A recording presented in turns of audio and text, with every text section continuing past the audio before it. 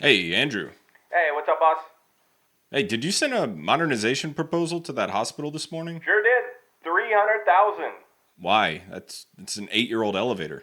Well, I wanted to provide them proactive capital expenditure framework to ensure life cycle optimization moving forward and future-proofing ROI while leveraging because money, that's why I want money. Sound familiar? So you've just been told you need to modernize. You probably have some questions. Do I actually need to do this? Do I need to do this now? Do you just want money? My name is Q. This is Elevator Insider, your inside view for all things elevator. Let's get right into it.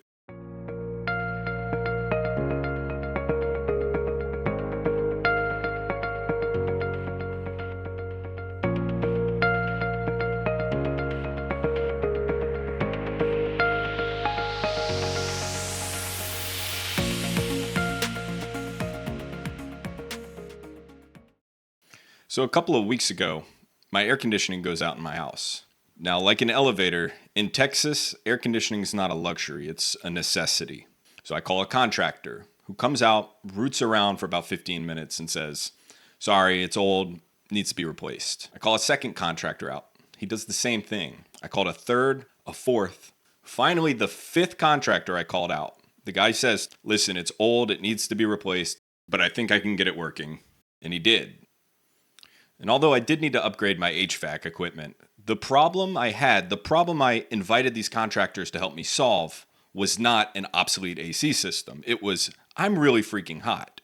And these contractors knew in my vulnerable state, with my AC not working, that was leverage for them to try to sell the upgrade now.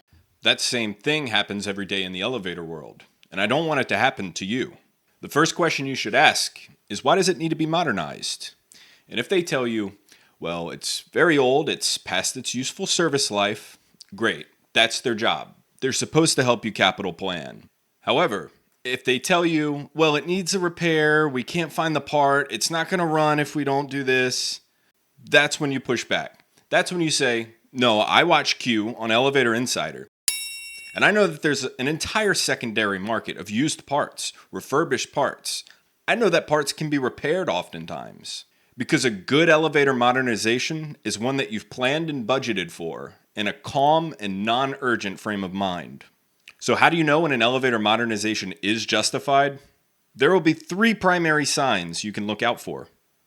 The first sign, it may be time to modernize. Your contractor attempts to source parts, but cannot.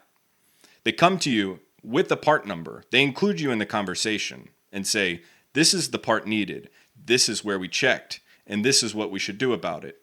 And it's that communication with you and that earnest attempt to find the parts that's going to let you know that this is truly a needed modernization and not a sales pitch. The second sign that it may be time to modernize is that your elevator becomes more expensive to own. Outages become more common despite proper maintenance. Your elevator goes down for longer despite good response times. Or maybe your elevator requires such an expensive repair that money would be better suited modernizing it. And look, sometimes that's genuinely the case. If your elevator has a generator that needs to be replaced, that might be 40-50% of the total cost for an entire new elevator. It would be like replacing the motor of a 1986 Toyota Camry. Hey, Andrew? What's that, boss? Yeah, did you recommend a generator rebuild to our client? Yeah, 50,000. It would be better for them long term to just modernize it. Well, that generator is a legacy asset with substantial historical value. Why replace it when we can perform a strategic capital expenditure to extend its operational life cycle? With proper component refurbishment and targeted investment, we can unlock latent value in existing infrastructure while deferring unnecessary capital outlays. It's all about maximizing ROI through systemic maintenance initiatives. The third sign it may be time to modernize is your business is beginning to suffer.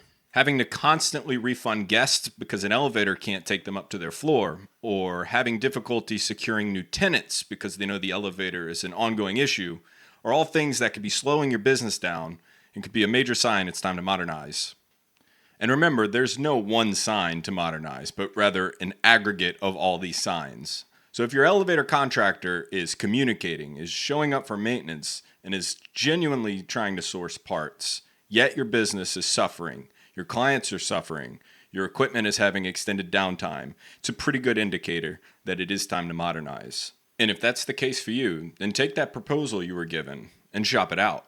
Get 2 or 3 more. Then call me. If you're in the state of Texas, there's a good chance that I can help you save some money. This video should provide a solid framework for when you're told it's time to upgrade, but there's still more that can be done.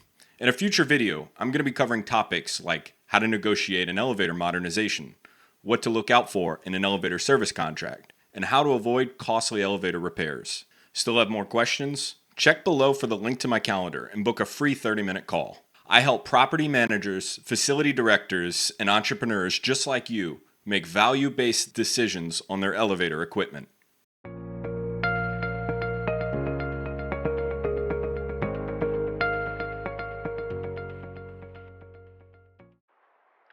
You know, when you look at modernization cycles and legacy hydraulic systems, what you're really seeing is a case study in deferred liability, right? Because every deferred repair becomes a capital problem with interest. Make sense? But here's what they don't tell you, boss. Modernization isn't just a process, it's a mindset. It's an ecosystem of synergies. It's vertical integration in a vertical conveyance industry. It's the intersection of uptime, CapEx, and pure, uncut stakeholder alignment. I don't sell elevator upgrades anymore, boss. I architect transformation pathways. I'm not quoting a piston job. I'm curating an ascension experience. The moment I walk into a building, I'm not thinking what's broken. I'm thinking what's broken in their culture.